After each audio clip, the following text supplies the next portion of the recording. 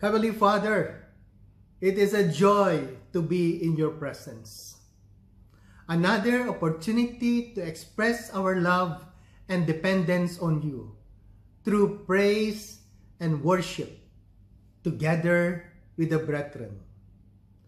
We come before you with a clean heart and as your children, excited to listen to your words for guidance and direction in our daily life.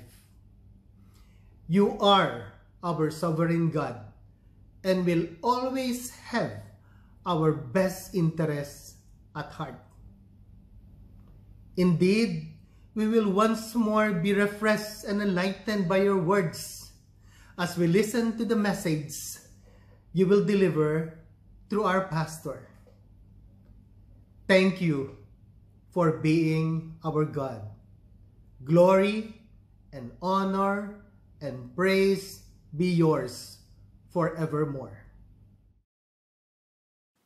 For unto us a child is born, unto us a son is given, and the government will be upon his shoulders, and he will be called Wonderful Counselor, Mighty God, Everlasting Father, Prince of Peace.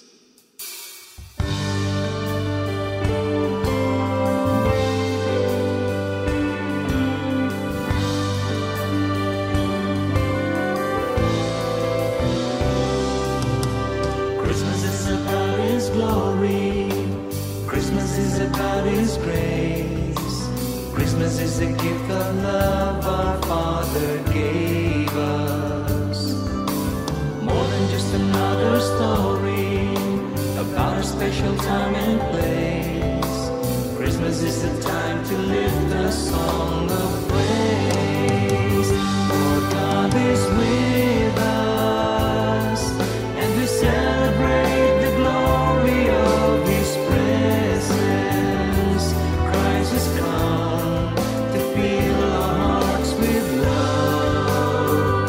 He came to save us, King of kings and Lord of lords. His name is Jesus. God with us, Emmanuel has come. Angels fill the night with singing.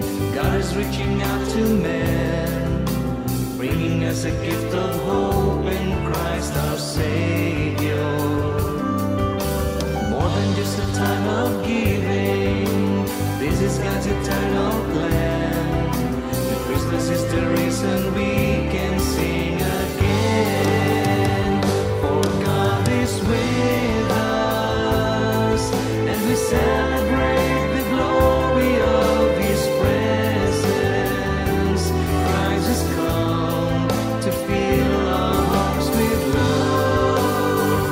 He came to save us, King of kings and Lord of lords. His name is Jesus. God with us, Emmanuel has come. For God is with us, and we celebrate the glory of His presence. Christ has come to fill our hearts with love. He came to save us, King of kings and Lord of lords. His name is Jesus. God with us, Emmanuel has come. God with us, Emmanuel has come. God with us, Emmanuel has come.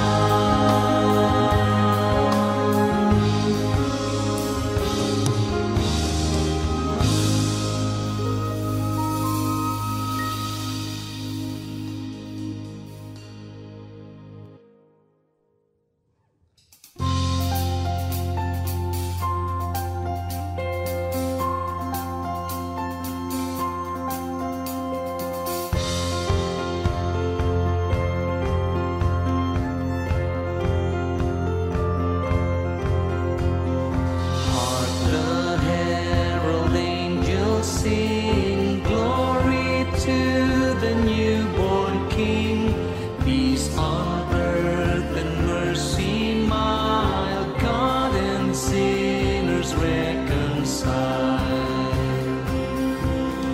Joyful, all ye nations, rise, join the triumph of the skies. With angelic hosts proclaim, Christ is born in Bethlehem.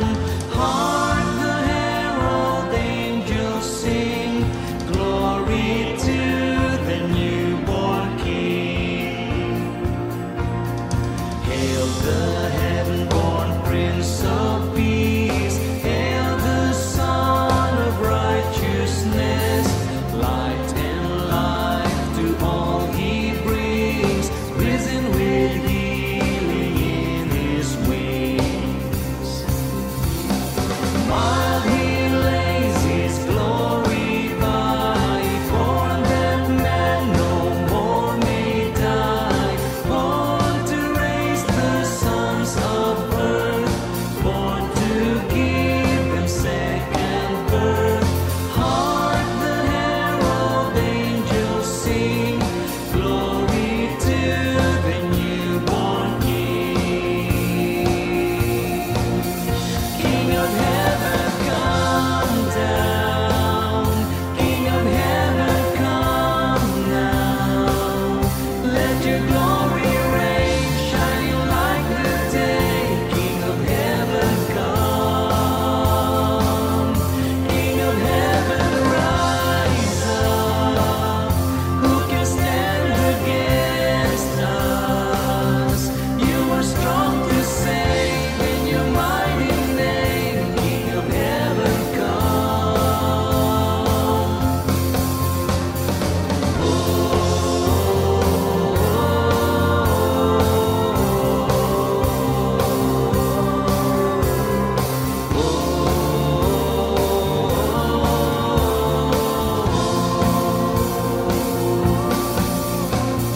Christ my highest heaven adored, Christ the everlasting Lord.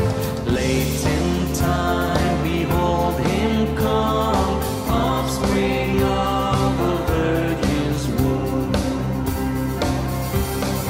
While he lays his glory by, born that man no more may die, born to raise the sons of earth, born to give them second birth. Hark the herald angels sing, glory to the newborn King. The newborn King. King of heaven, come down. King of heaven, come now. Let your glory reign, shining like the day. King of heaven, come. King of heaven, rise up. Who can stand against us? You are strong to save in your mighty name. King of heaven, come. King of heaven, come.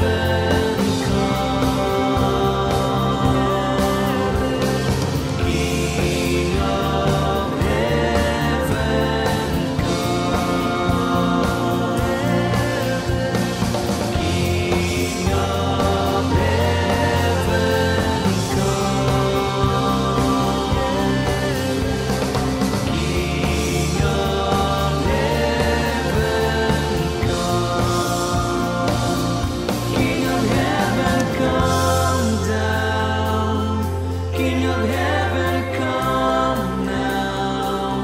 Let your glory reign, shining like the day.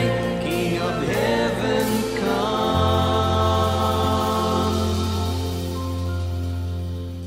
Father, thank you for sending us your Son as a redemption for our sins.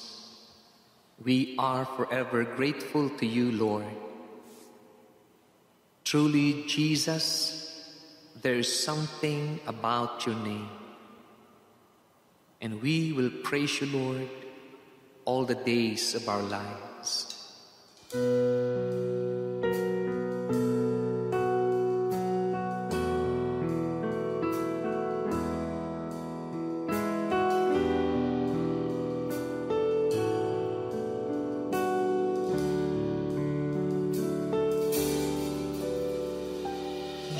Jesus, Jesus, Jesus, there's just something about that name. Master, Savior, Jesus, like the fragrance after the rain. Jesus, Jesus, Jesus, let all heaven and earth proclaim. Kings and kingdoms will all pass away, but there's something about that name. Jesus, Jesus,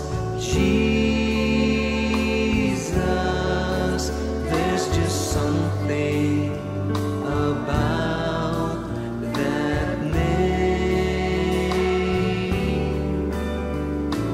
Master, Savior, Jesus, like the fragrance after the rain. Jesus, Jesus, Jesus, let all heaven and earth proclaim. Kings and kingdoms will all pass away, but there's something about that name.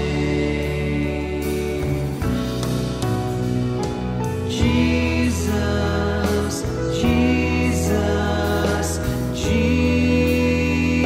Jesus, there's just something about your name. Master, Savior, Jesus, like the fragrance after the rain.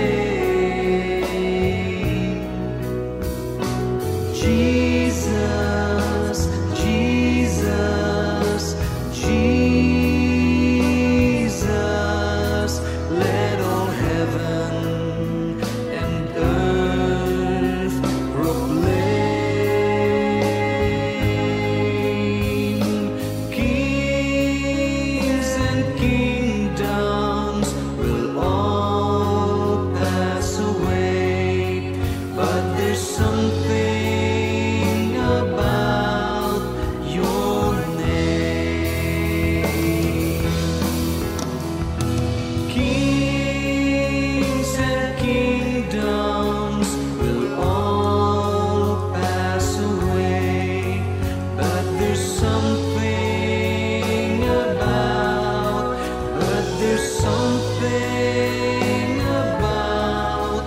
there's just something about your name.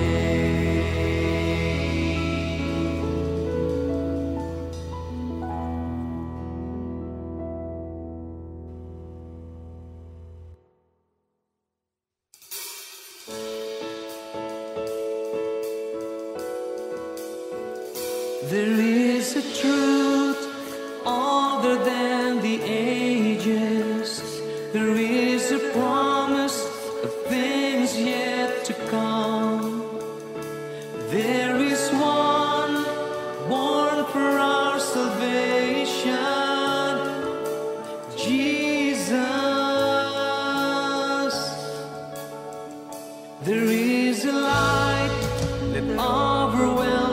darkness, there is a kingdom that forever reigns. There is freedom from the chains that bind us. Jesus, Jesus, who walks on the waters, who speaks to the sea, who stands in the fire beside me. He roars like a lion, he bled as the lamb, he carries my healing in his hands. Jesus. There is a name I call in times of trouble.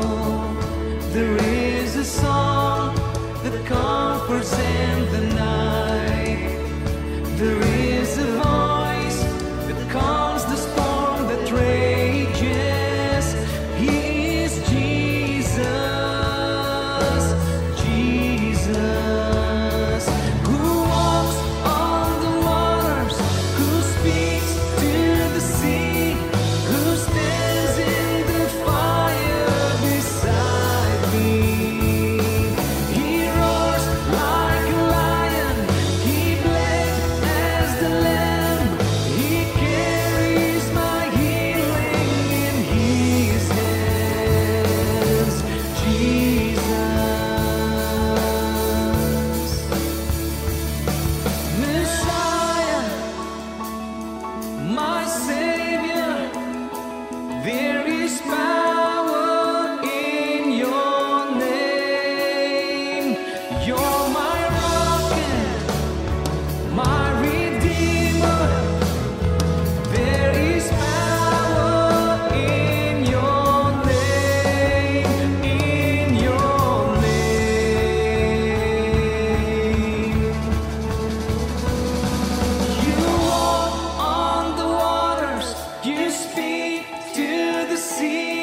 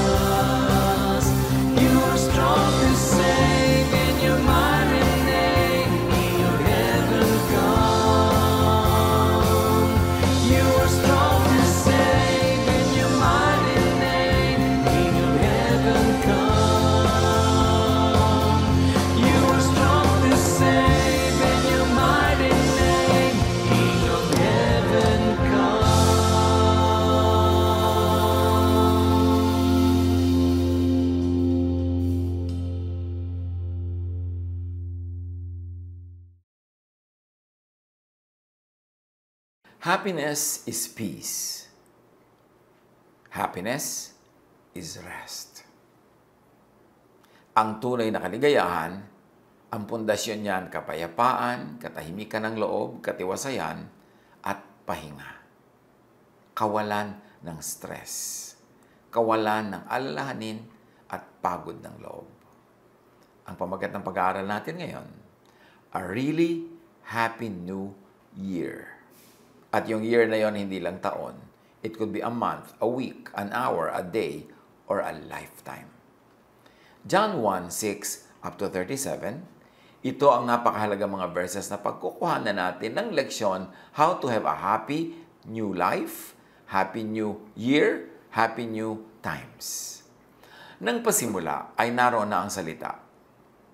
Ang salita ay kasama ng Diyos at ang salita ay Diyos. At alam natin, ang salitang ito refers to Jesus who was going to be born later. Sa pasimula ay kasama na siya ng Diyos. Nilikha ang lahat ng bagay sa pamamagitan niya at walang anumang nalikha ng hindi sa pamamagitan niya. Ang nilikha sa kanya ay may buhay at ang buhay ay siyang ilaw ng sangkatauhan. Nagliliwanag sa kadiliman ng ilaw at hindi ito nagapi kailanman ng kadiliman. At naparito si Juan na isinugo ng Diyos upang magpatotoo sa mga tao patungkol sa ilaw at upang ang lahat ay sumampalataya dito. Sabi nga, there was a man sent from God whose name was John. He came as a witness to testify concerning the light so that through him all might live. So the work of John was to make the world, the Jewish world in particular, believe in the light, believe in Jesus. Remember that the context of Scripture has always been Jewish. The Old Testament that we call has always been addressed to the Jewish people. At marami sa mga writings, maging sa New Testament, lalo sa pasimula, are addressed or were addressed to the Jewish people. So the work of John was to make the world, particularly the Jewish world, believe in Jesus, believe in the light who was Jesus. John 1:6-37 sa pagpapatuloy at laging yan ang ipapagpatuloy nating mahabang verses. Ito ang tunay na ilaw. Dumarating ito sa sanlibutan upang magbigay liwanag sa lahat ng tao. Dumating ang salita sa sanlibutan, ngunit hindi siya kinilala ng sanlibutang ito na nilikha sa pamamagitan niya. The true light, Jesus, the person, Jesusness, the idea behind the person, was coming into the world, was and had always been in the world, but was not recognized by the world. Pumunta siya sa kanyang bayan, ngunit hindi siya tinanggap ng sarili niyang kababayan. Subalit ang lahat ng tumanggap at sumampalataya sa kanya ay binigyan niya ng karapatang maging mga anak ng Diyos.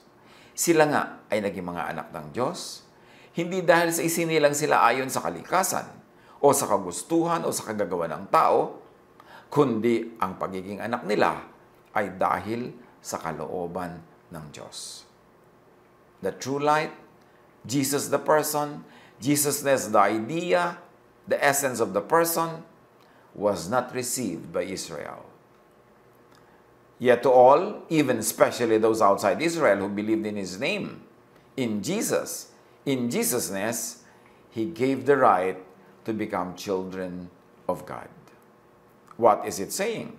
Belongingness to God's family had been re-emphasized, re-established as by faith in God, in the Word, in Jesusness, as later we will understand.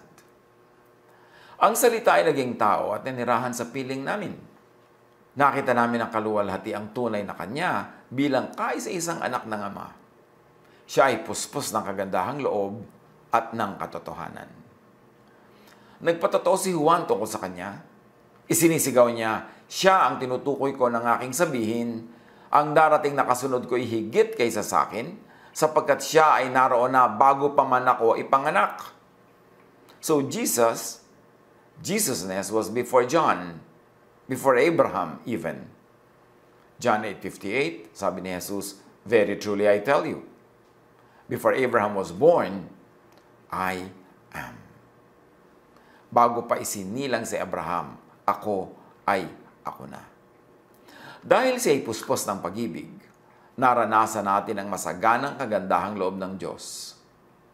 At sabi sa Ingles, out of His fullness, we have all received grace in place of grace already given, meaning the law. Out of His fullness, we have already received grace in place of the law.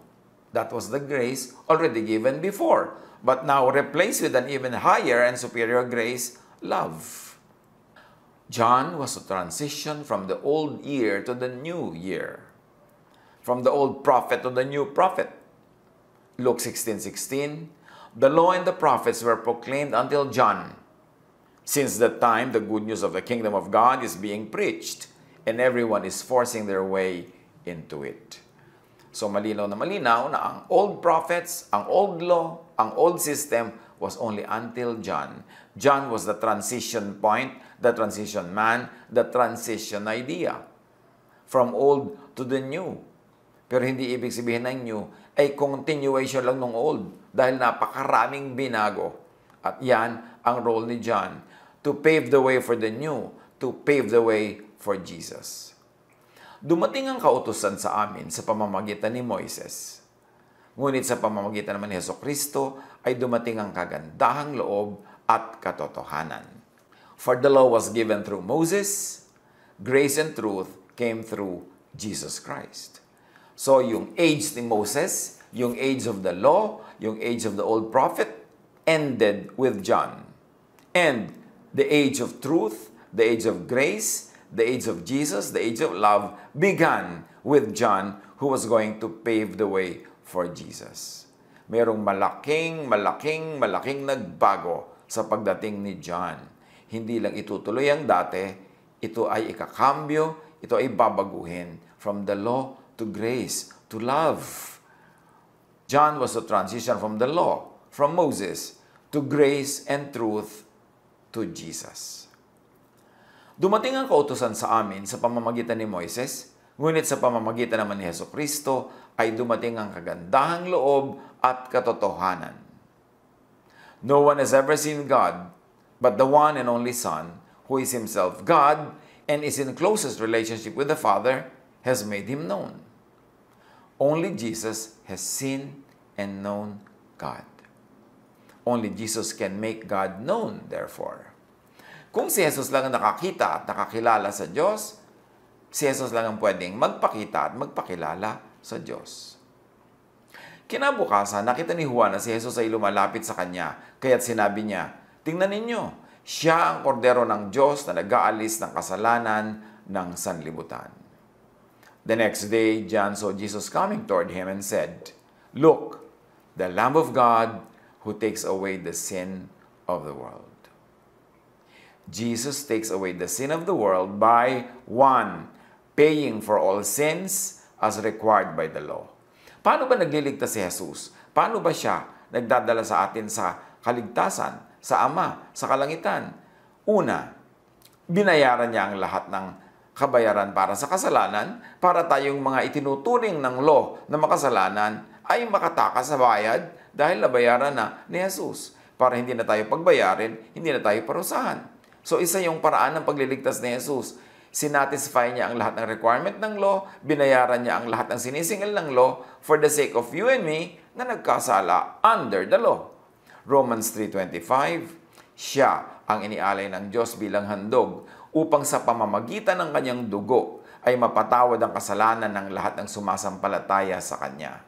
Ginawa ito ng Diyos upang patunayang siya'y matuwid. Noong unang panahon, nagtimpi siya at ipinagpaumanhin ang mga kasalanang nagawa ng mga tao. Hebrews 9:28, gayon din naman, si Kristo ay minsang inihandog upang pawiin ang kasalanan ng mga tao. Siya'y muling darating, hindi upang muling ihandog dahil sa kasalanan, kundi upang iligtas ang mga naghihintay sa Kanya. So dalawa ang paraan ng pagliligtas ni Jesus sa mga tao mula sa kasalanan. 1, binayaran niya ang lahat ng kasalanan, sinatisfy niya ang requirement ng law para ang mga taong itinuturing ng law na makasalanan ay makalaya sa kaparusahan ng kasalanan. And 2, Jesus takes away the sin of the world by destroying the law by making it ineffective. Una, may nakalagay no parking, nagpark ka, therefore makasalanan ka, binayaran ni Jesus ang multa. Pero may pangalawa siyang ginawa. Tinanggal niya yung sign na no parking, binura niya yung batas at ordinance na sinasabing no parking sa lugar na yon. Therefore, kahit nakapark ka, wala ka lang kasalanan, wala kang babayaran, sinless ka, saved ka. Dalawang paraan ng pagliligtas ni Jesus, tandaan natin. He satisfied all the requirements of the law by paying the penalty with His own blood, with His own life. And number two, by destroying the law, making it ineffective. Ephesians 2:14-15, Christ gave His own body to destroy the law of Moses with all its rules and commands. Pinawalang bisa niya ang kautosang pawang mga utos at alituntunin. Romans 6:14, sapagkat hindi na dapat maghari sa inyo ang kasalanan, dahil kayo'y hindi na namumuhay sa ilalim ng kautusan, kundi sa ilalim ng kagandahang loob ng Diyos. So dapat daw hindi na tayo natatakot sa kasalanan, hindi tayo natatakot sa kaparusahan, hindi tayo natatakot sa kung ano-anong mga bagay, hindi tayo hinahabol ng ating guilt, hindi tayo nagpapagilty sa iba, hindi tayo nagpaparusa sa iba, kasi hindi na naghahari ang kasalanan, hindi na natin yan boss, hindi na natin amo, hindi na natin dapat laging iniisip at kinakatakutan dahil hindi na tayo nabubuhay under the law because Jesus destroyed the law. Nabubuhay na tayo under the law of love of God through Jesus. Romans 8:2, wala na ako sa kapangyarihan ng kasalanan at kamatayan sapagkat pinalaya na ako ng kapangyarihan ng Espiritong nagbibigay buhay sa pamamagitan ni Kristo Jesus. We are no longer under the power of sin because Jesus destroyed the law. And not only that, Jesus paid for all the payments and for all the things required by the law. So dalawang beses, magkaibang approach, pero parehong approach para iligtas tayo sa kasalanan.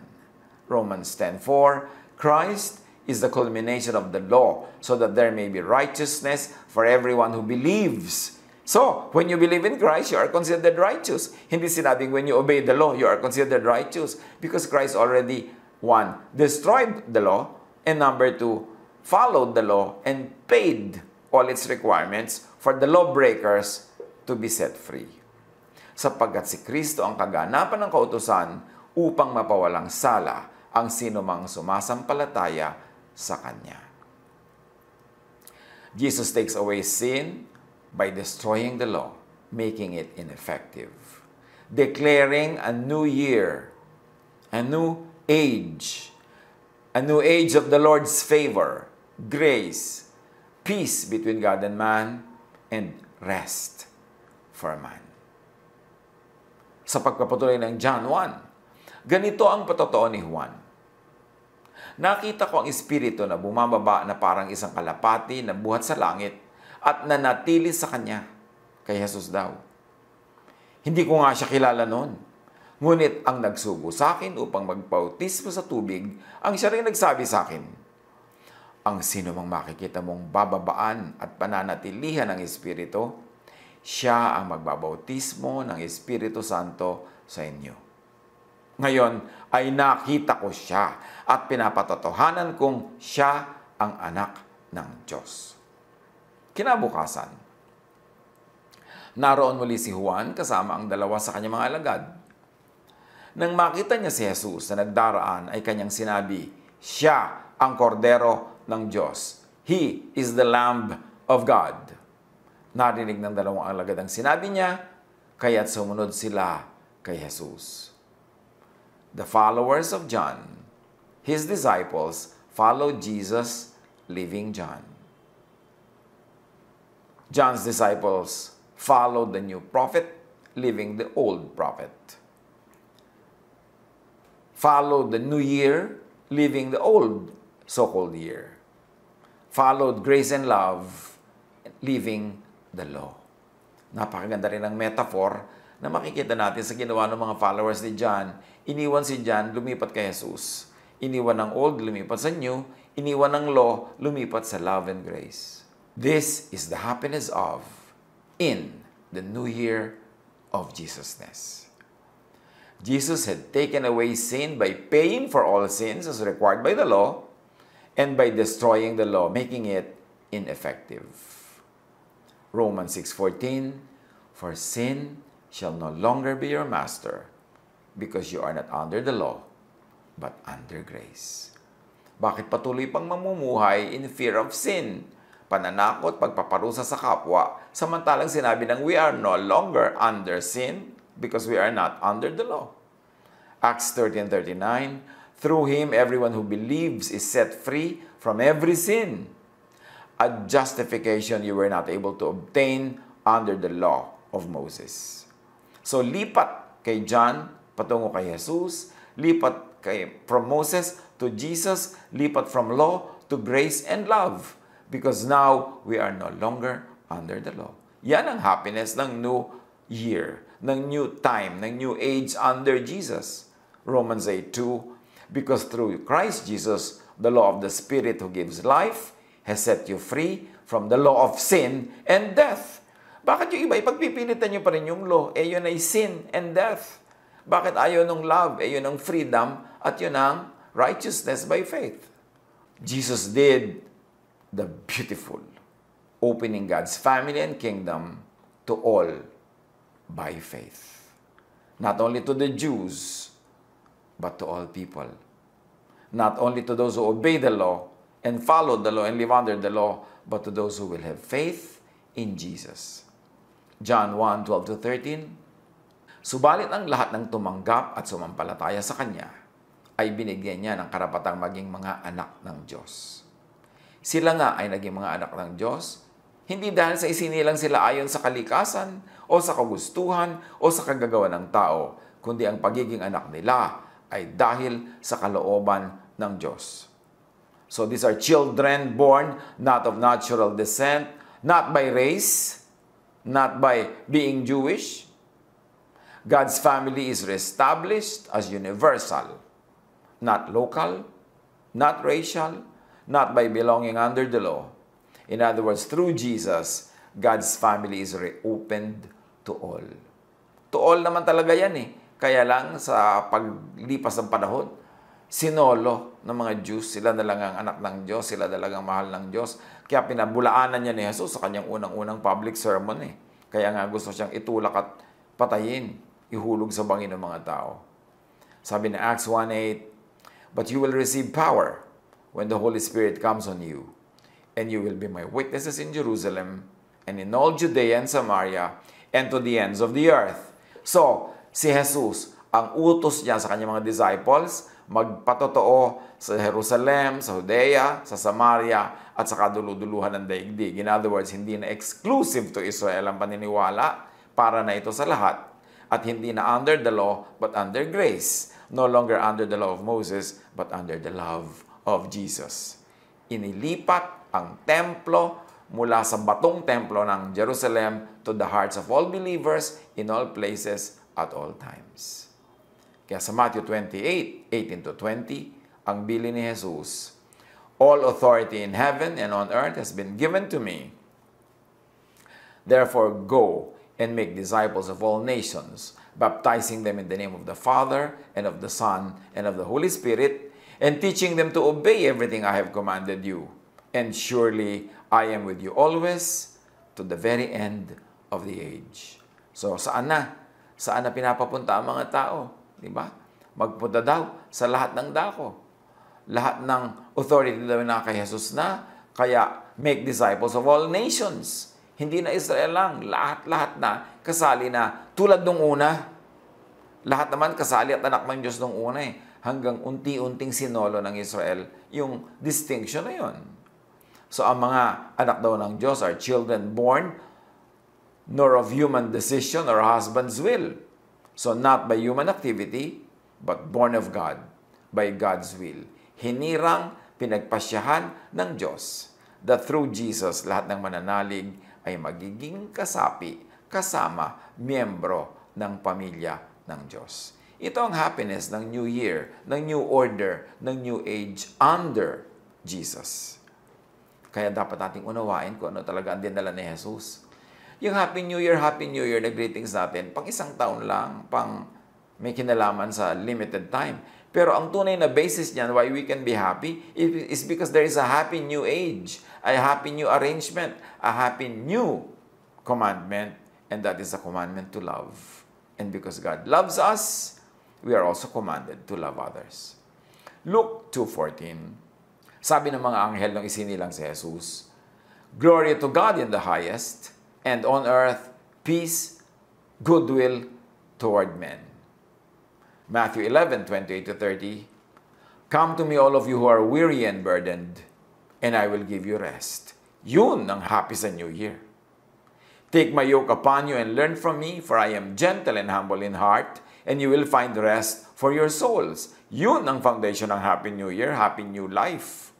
"For my yoke is easy and my burden is light." Yun ang dahilan kaya tayo pwede maging happy. Rest from the law. Rest from the accusation and judgment. Rest from guilt. This is the happiness in and of the new year of Jesusness. Pero kung babalik ka lang sa law, babalik ka lang kay Moses, babalik ka lang sa dating gawi, anong happiness doon? Nakakapagod, nakakagilty, at walang maliligtas. Acts 1:8, "You will receive power when the Holy Spirit comes on you, and you will be my witnesses in Jerusalem, and in all Judea and Samaria, and to the ends of the earth." Ito ang bilin ni Jesus. Be witnesses of love, of Jesus, of Jesusness in your Jerusalem, in your Judea, Samaria, and your ends of the earth.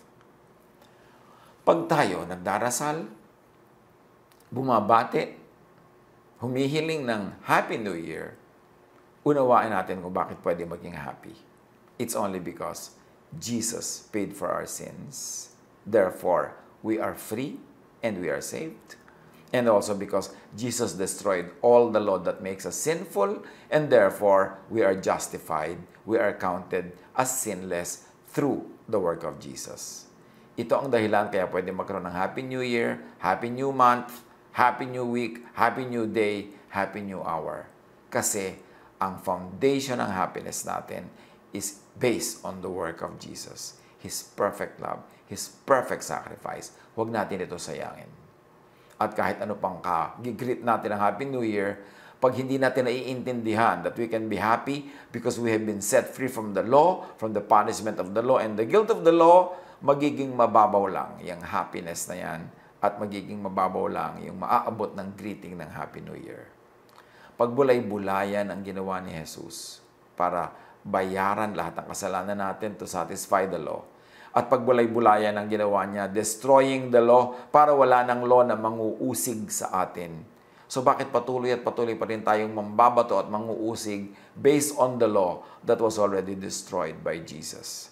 When we realize this, when we understand this, we will be happy. Not only during this time of the year when there's a transition from the old year to the new one, but magkakaroon tayo ng kaligayahan, kapayapaan, kasiyahan na hindi nawawala sa kaibuturan ng ating puso. Dahil ito nakabase sa perfect work of Jesus na pwedeng sandalan, asahan, at paghugutan ng kaligayahan. Ano man ang mga lungkot, ano man ang mga challenges, ano man ang mga hirap na pwedeng dumating, ito ay mababaliwala, liliit, mailalagay sa tamang lugar kung ikukumpara natin sa tunay na kaligayahan that's always available in the truth, in the fact that Jesus had set us free from sin, from the punishment of sin, and from the guilt of sin, by paying the ultimate price with His own life and by destroying the law in His own flesh. Pagbulay-bulayan ito, huwag ignorin, huwag baliwalain, huwag maliitin ang ibig sabihin that Jesus destroyed all the law to set us free, so that we can really live free lives, free from fear, free from the punishment of sin, and free from having to be judgmental and punitive to others. Happy, Happy New Year. God bless us all. Maraming salamat po, Panginoon Jesus, sa araw na ito at sa mga salita mo na binahagi sa amin ng aming buting Pastor Ed Lapis. Salamat, Panginoon Jesus, dahil nagkaroon kami ng Happy New Year's. Hindi lang Happy New Year's, kung hindi Happy New Days na tunay na kahulugan ng pagpunta mo po rito. And because of you, all who have faith in you are released from the law, and we are now under love and grace. Panginoon, Ikaw ang nagsisilbing liwanag sa aming pang-araw-araw na buhay, maging ito man ay problema, pagsubok o blessings. Panginoong Jesus, maraming salamat po sa inyo. Our prayers is to continuously bless us in our day-to-day living, at bilang pong papuri at pasasalamat sa kabutihan mo, we gladly bring our love gifts and offerings to you. Ito po ang aming dalangin sa pangalan ng iyong anak na si Jesus.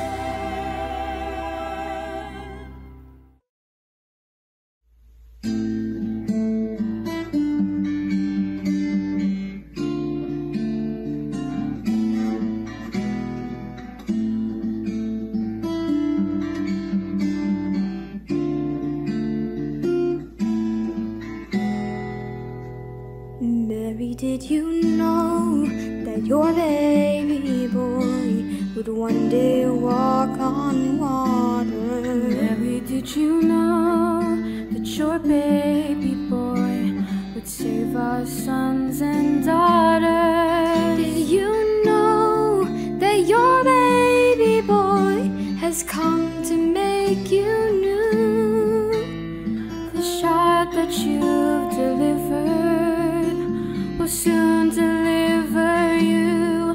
Mary, did you know that your baby boy will give sight to a blind man? Mary, did you know that your baby boy would calm the storm with his hand? Did you know that your baby boy has walked where angels trod? When you kiss your little baby, you kiss the face of God. Oh, Mary, did you know?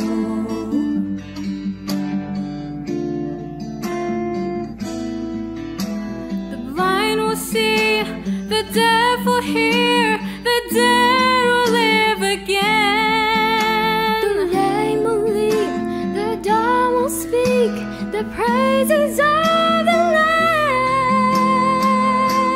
Mary, did you know that your baby boy is Lord of all creation? Mary, did you know that your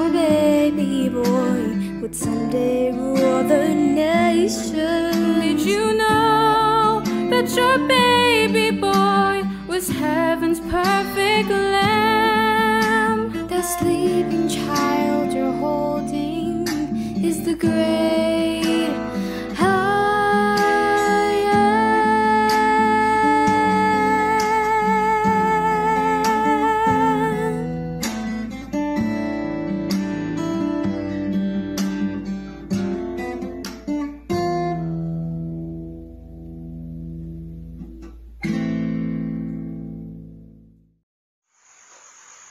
Salamat, Panginoon, sa pagkakaloob mo sa amin ng iyong mensahe, ang aming narinig, ang iyong paggamit sa aming minamahal na pastor, Ed Lapis, at mga ibang tagapagsalita mo sa bulwagang ito.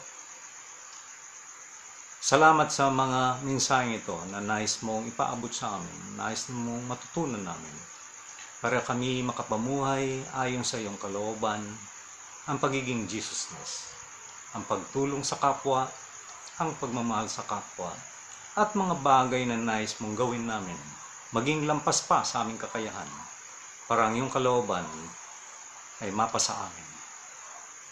Tanggapin mo, Lord, ang aming pasasalamat sa nakarang taon, at maging sa darating pang taon, sa panibagong yugto ng aming pananalig at pagtitiwala sa iyo, sa paggamit mo, ng marami pang tagapagsalita mo sa bulwagang ito. Tulungan mo po kaming matuto at lalo pang lumago ayon sa iyong kalooban. At sa pagpasok ng bagong taon, panibagong yugto ng aming buhay, patatagin mo ang katawan po ni Pastor Ed Lapis at lahat po ng mga pastor na inyong ginagamit sa Day by Day Christian Ministries ay iyong patuloy na paggamit sa kanila. Patatagin mo ang kanilang buhay espiritual, ang kanilang pangangatawan, ang kanilang puso, ang kanilang isipan, naway pagpalain mo. Salamat, O Diyos, sa paggamit mo sa kanila. At kami ang nagiging benepisyaryo ng mga bagay na aming naririnig mula sa kanilang paghahayag ng iyong salita. Salamat, O Diyos. Now to Him who is able to keep you from stumbling, and to present you faultless before the presence of His glory with exceeding joy. To God our Savior, who alone is wise, be glory and majesty, dominion and power, both now and forever.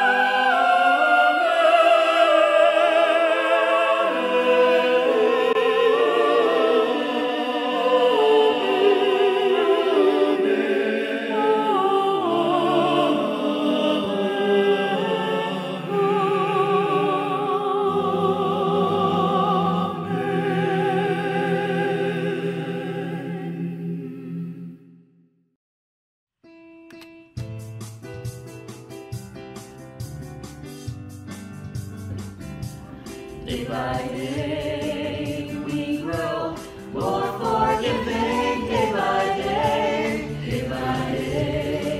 we are more accepting. Day by day, growing with a kinder heart, like Jesus more and more.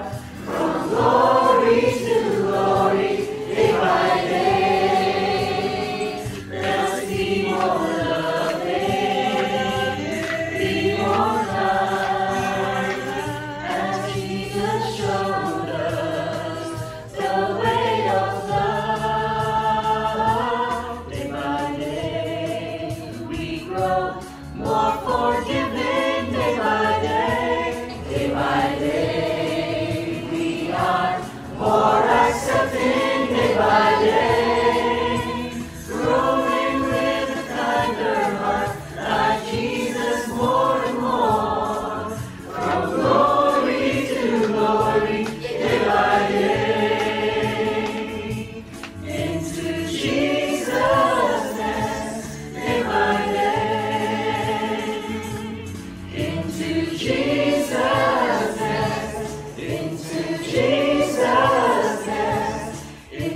to share.